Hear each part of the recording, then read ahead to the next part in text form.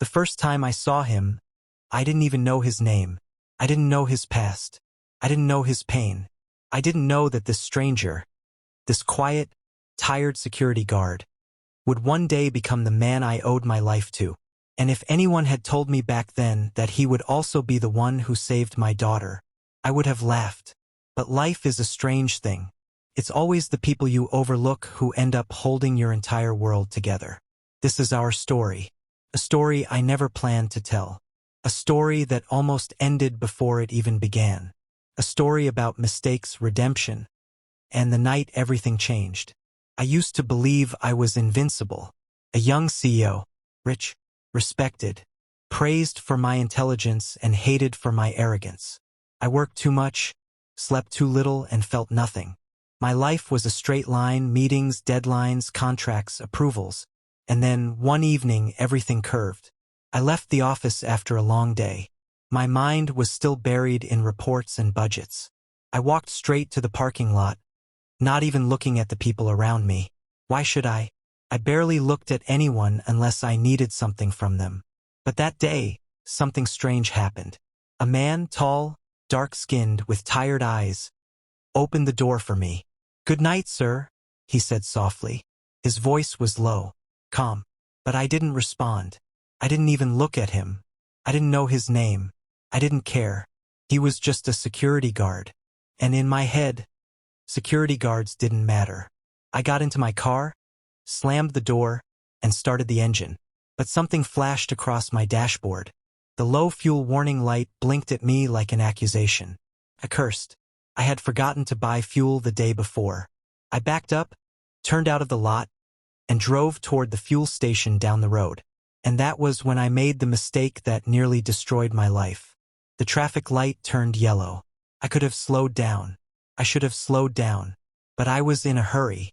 I pressed the accelerator. The light turned red. I didn't stop. And then, a cry. A sharp scream. A body rolling across my windshield. I slammed the brakes so hard my chest hit the steering wheel. My tires screeched. My heart froze. I had hit someone. A boy, maybe 14 or 15. Lay on the road, groaning in pain, his bike crushed beneath him. People began shouting. "Are you blind? You didn't see the light? You want to kill somebody? What kind of reckless driver is this?" I stumbled out of the car, shaking. My throat locked. My palms trembled. I didn't see him," I whispered. But nobody believed me. Why should they? I had run a red light. The boy lay still. I knelt beside him. Hey, can you hear me?" I asked. His eyes fluttered. Blood trickled down the side of his face. I felt something break inside me, a fear I had never felt before. For the first time in years, I was powerless. Then I heard footsteps running behind me. Fast, urgent. Someone pushed through the crowd. "I'm a medic. Let me through," a familiar voice shouted. I turned. It was the same security guard from the office, the one whose face I didn't even bother to look at earlier. He dropped to his knees, opened a small pouch he carried, and began checking the boy. "Sir, help me lift him slightly," he said. His voice was steady. Sure. Professional. I obeyed him. Me, the proud CEO, obeyed a man whose name I didn't even know. He pressed lightly along the boy's ribs, checked his pulse, wiped blood from the boy's forehead. "He'll be okay," he said quietly. "No major fractures. But we must take him to a clinic before shock sets in." The crowd was still murmuring angrily, but his calm pushed through their noise. He looked at me and said, "Drive us to the nearest clinic, but carefully." I nodded, breathless. We placed the boy in my car. The guard sat beside him, supporting his head. And for the first time in my life, I drove under someone else's command. At the clinic, the boy was treated immediately. His mother arrived minutes later, crying and yelling. I apologized over and over. "I'm so sorry. I didn't mean to. I didn't see the light." She didn't shout at me. She didn't insult me. She just looked at me with tired, sad eyes and said, "Thank God he's alive. That's what matters." Her calmness broke me even more than her anger would have. The doctor assured her the boy would recover. He had bruises, cuts, and a minor concussion, but he would live. Relief hit me like a wave. I stepped outside. The night air felt heavy against my skin. The security guard stood near the entrance, his hands in his pockets. I approached slowly. "Thank you," I said, my voice hoarse. "I don't know what would have happened if you weren't there." He shook his head. "Anyone would have helped." "No," I whispered. "Not everyone." I swallowed. "You saved him, and you saved me from something worse." He said nothing, just nodded once. "What's your name?" I finally asked. He looked surprised. "Samuel," he said. Samuel, a name I had never bothered to learn. "Do you have medical training?" I asked. "Yes, I used to be a military medic," he said quietly. I blinked. That explained the confidence, the skill, the calm. "Why are you working as a security guard?" I asked before I could stop myself. He smiled faintly but didn't answer. "Thank you, Samuel," I said again. And for the first time in years, I meant it. But I didn't know then that this man, this quiet, humble guard, would soon become the only person standing between me and death. I didn't know that this accident was only the beginning, a small crack in the wall around my heart. A wall Samuel would later shatter completely, because one night, not long after the accident, my mansion caught fire, and my daughter was trapped inside. And the only person who ran into the burning building wasn't a firefighter. It wasn't a neighbor. It was Samuel. Yes, the same man I ignored. The same man I didn't greet. The same man I didn't care about. That night, he risked his life for my child. And everything I thought I knew about people, about myself, changed forever.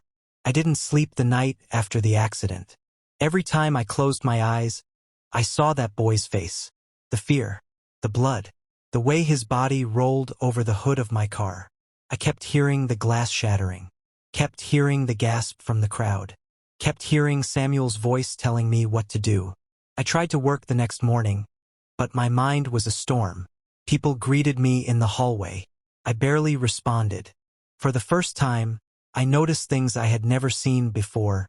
The tired eyes of the receptionist, the cleaner limping slightly, the guard standing long hours in the sun. It all felt different now, like someone had changed the lighting on my life. Around 3 p.m., I stepped outside the building, just to breathe. Samuel was standing by the gate, his posture straight, his gaze fixed on the road. When he saw me approaching, he looked surprised, like he couldn't imagine someone like me coming toward someone like him. I stopped near him. "How's the boy?" he asked first. "He's stable," I said. "His mother said he'll be discharged in a few days." Samuel nodded. A few seconds passed in silence. "You saved him," I said again. Samuel shook his head lightly. "You're the one who took responsibility. Many people run." His words hit me. He was right. I could have run. I could have driven off. I could have pretended nothing happened. But something stopped me. I didn't tell him that part. He looked at me again, serious this time. "You need to be careful, sir," he said quietly. "You're carrying too much weight. Even your breathing sounds heavy. That's dangerous." I frowned. "My breathing?" "Yes," he said calmly. "You breathe like a man who doesn't rest, like someone who hasn't sat with himself in a long time." I didn't know how to respond. How could a man with a minimum wage job read me better than the people I paid millions to sit around me? I walked away without saying anything else. But his words followed me home. My daughter, Maya, ran to the door as soon as I entered. "Daddy!" She jumped into my arms, and for a moment, the stress melted. Maya was 6, bright eyes, quick smile, a laugh that could soften any stone. She hugged my neck tightly. "You're home early. Can we bake today?" I swallowed. Normally, I would have said, "Not now. Daddy is tired. Maybe tomorrow." But something in me softened after the accident. "Sure," I said. Her entire face lit up like sunlight breaking clouds. We baked cookies. She made a mess, flour everywhere, chocolate on her cheeks. But I didn't complain. I actually laughed. My maid, Amaka, passed by the kitchen and stared at me like I was a ghost. I didn't care. When Maya finally went to bed, I stood at her door and watched her breathe. I hadn't realized how fragile life was until the moment I watched a stranger bleed on the road. Could have been Maya. The thought made my heart twist. I didn't know then that a different danger was coming. A danger I never saw. A danger waiting in the shadows of my own home. It happened 3 weeks later. I was preparing for a major investor meeting when my phone buzzed. A call from home. It was Amaka. Her voice was shaking. Sir, please. You need to come home now. My blood went cold. What happened? I smelled smoke. I think the kitchen. The stove. Oh God. Smoke. Stove. Fire. I didn't let her finish. I ran out of my office, leaving everyone confused. I didn't even take my car keys. I borrowed the office shuttle instead. On the road, my hands trembled so badly I almost swerved twice. All I kept thinking was, Maya, Maya, Maya. When I got close to my estate, I saw smoke rising in the sky. My heart stopped. I left the shuttle at the gate and sprinted toward my house. Neighbors were outside. Some were shouting. Some were trying to fetch water. Flames crawled out of the kitchen window like angry red hands. My mansion, the house I built with pride, was burning. But that wasn't my fear. My fear was the scream I heard from inside. A small scream. A child's scream. Daddy! My knees nearly buckled.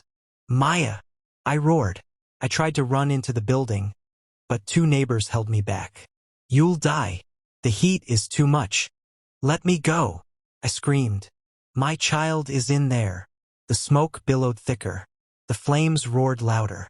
And then, a figure sprinted past us, straight toward the burning building. Everyone shouted, Stop! You'll die! You can't go in there. But he didn't stop. Not even for 1 second. He ran through the heat, through the smoke, through the flames as if fire meant nothing. It was Samuel, the security guard, the same man I had ignored, the same man I never greeted, the same man I never thanked properly. He vanished into the inferno. My breath died in my throat. The minutes that followed felt like years. Smoke covered the sky. Heat slapped our faces. My chest tightened with every passing second. Samuel! I screamed. Maya! No answer. No movement. Just fire eating everything. My legs weakened. God, please, please. Then suddenly, a crash. A sound of glass breaking. The front door burst open. A figure staggered out. Samuel. His shirt was burned. His skin was covered in soot. His arm was bleeding. And in his other arm was Maya. My world stopped. He carried her against his chest, protecting her from the smoke. Her eyes were closed. Her arms limp. He stumbled forward, coughing violently. I ran to him and grabbed my daughter. Maya! Maya, talk to me. She didn't respond. But she was breathing. Barely, but breathing. Samuel collapsed to his knees, choking. Neighbors rushed with water. Someone called emergency services.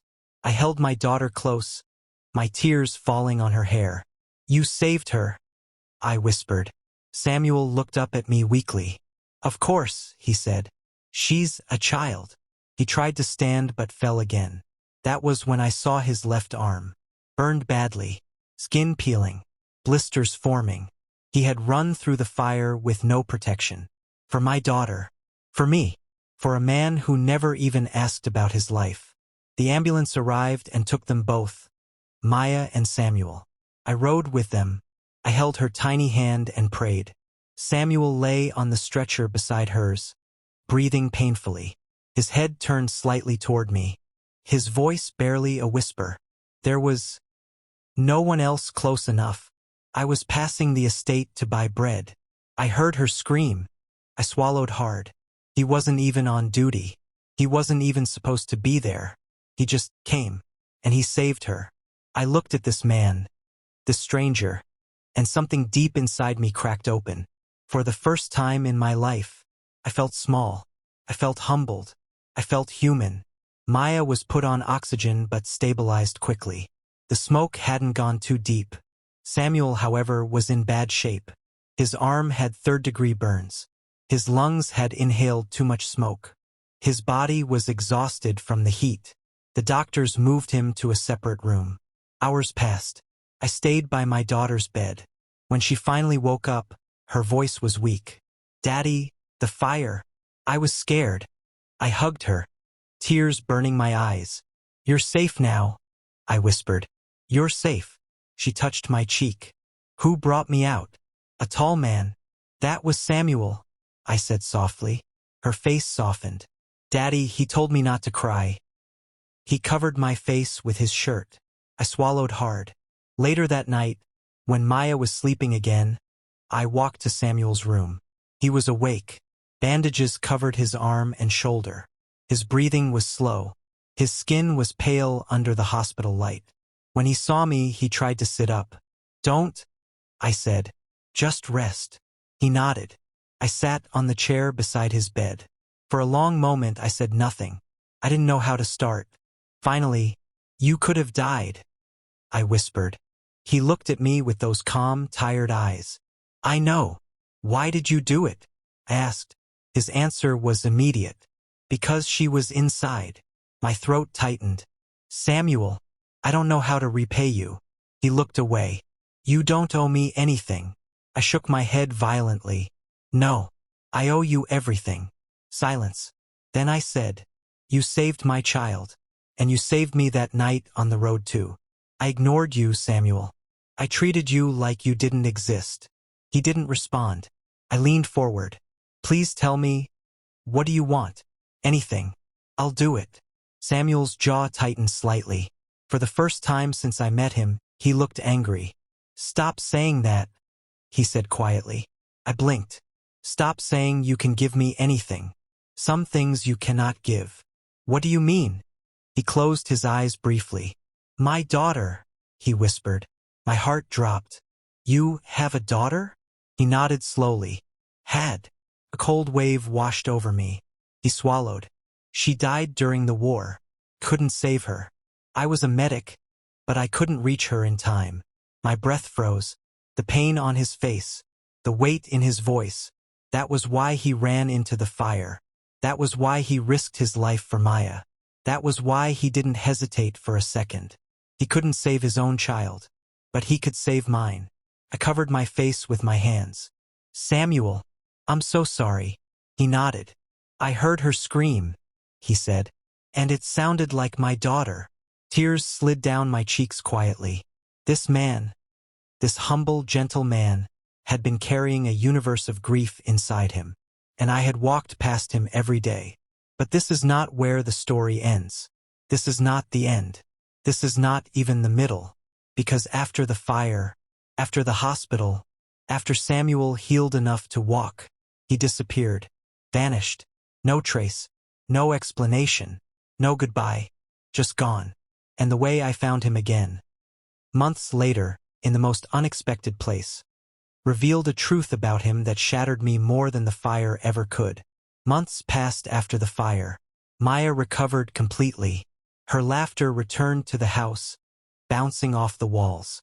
The mansion had been rebuilt, safer this time, with fireproof wiring, alarms, sprinklers, everything. But Samuel? He was nowhere. No calls. No messages. Nothing. I searched hospitals, checked every clinic, asked neighbors. Even the police had no record of him visiting the area. It was like he had melted into the shadows of the city, just as he always had. I felt empty without knowing. It wasn't just curiosity. It was gratitude, debt, and something deeper, admiration. A part of me wanted to see the man who had risked everything, and yet asked for nothing. Then one morning, 6 months after the fire, I received a message on my phone. "Check the park at sunrise. One bench. Alone. No sender. No name. Just those words." I stared at it. For hours. Then I knew. It had to be him. I woke before dawn. Maya was still asleep. I grabbed my coat, walked out into the crisp morning air. The city was quiet, except for the distant hum of early traffic. I arrived at the park, and there he was, Samuel, sitting on a wooden bench near the fountain, his head bowed, hands clasped. He looked exactly as I remembered. Strong, disciplined, quiet. But something softer lingered in him now. Something human. Something almost broken. I approached slowly. Samuel. He didn't look up. Ethan, he said quietly, almost a whisper. I sat beside him. No introductions, no small talk. Just two men staring at the sunrise together. Finally, I broke the silence. I tried to find you, I said. You disappeared after the fire. I needed to thank you again. He shrugged lightly. Some things don't need repeating. I took a deep breath. You saved my daughter. And you saved me before that night on the road. You didn't have to. You didn't even know me. And yet, he turned his head slightly, finally meeting my eyes. You saved yourself too, Ethan, he said. I blinked. What do you mean? I've carried a lot of weight, he said, voice low. War, loss, regrets. I thought I'd spend my life hiding from it all. But that night, in the car, I realized I could do something right, something pure, something human. And I did. For your daughter. For you. His words struck me. A single moment of clarity. This man, this stranger, had healed himself by saving others. And in turn, he had healed me. Weeks went by, and slowly, Samuel began to reappear in our lives. Not at the mansion, not at my office, but quietly where it mattered most, in the places he could make a difference. He helped train my household staff in fire safety. He volunteered at local clinics. He even quietly coordinated emergency drills at my company without anyone knowing who he was. I watched him from a distance, admired him, wanted him to know he didn't have to disappear again. Then one evening I invited him to the office. Samuel, I said, closing the door behind him. I want you officially on our team. Part-time, flexible hours. But this time you won't be invisible. We need you. I need you. He looked hesitant. Ethan, I don't need recognition. That's never been my style. I don't mean recognition, I said. I mean partnership. You've saved lives. You've changed lives. You've changed mine. Let me give you a chance to make it official for the city, for the people who can't fight for themselves. He was quiet. Then, slowly, a faint smile appeared. All right, he said, but only if Maya can call me Uncle Sam. Maya, who had been peeking from behind the office door, cheered loudly. You're the best, Uncle Sam. I laughed, relief washing over me. Finally, some sense of order returned. Over the next year, Samuel became indispensable. He wasn't just a security advisor. He was a mentor, a teacher, a guardian. He organized first aid programs for local schools. He taught children how to respond in emergencies. He worked with veterans who struggled with PTSD, guiding them gently, listening without judgment. Through it all, I watched him, inspired by his quiet heroism. Olivia, the CEO I had saved months ago, came into the picture again. She had rebuilt her company's emergency response system, and she always made sure Samuel had the resources he needed. One afternoon, she called me. Ethan, she said, I want to host an event, not for charity, not for press, just to honor a real hero, Samuel Ward. Can we do that? I hesitated. He doesn't want attention, I said. Doesn't matter, Olivia replied firmly. Some people need to see what real courage looks like, and the world needs to know it exists. The day of the event arrived. No cameras, no reporters, just friends, family, and those whose lives Samuel had touched. Maya was there, dressed in her little uniform from school, carrying a handmade card for Samuel. Thank you for saving me, she whispered as she handed it to him. Samuel knelt, his eyes meeting hers. I promised you, didn't I? He said softly. Always protect. The room fell silent as I spoke.